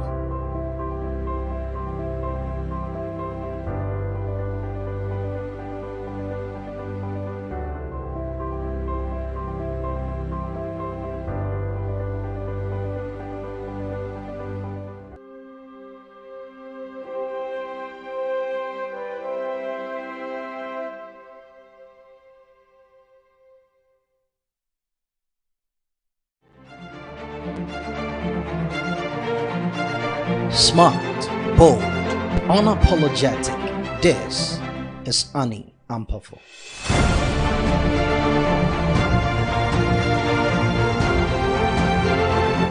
The voice of reason, a force of media. She's the one Ghana turns to every Monday morning for the headlines that matter and the conversations that shape all of us. And on the basis of Article 34, that's the Directive Principles of State Policy, we meet here again this morning, and you're welcome to Good Morning Ghana. And when the afternoon rolls in, she's back, cutting through the noise, asking the tough questions, and bringing clarity to the issues that matter. A committee to investigate containers carrying ECG cables that are meant for Ghanaians or meant to provide light for the good people of Ghana. In the morning, in the afternoon, Annie Ampafo isn't just reporting the news. She's shaping the conversations that shape all of us. Annie Ampafo, smart, fearless, unmatched, only on Metro TV.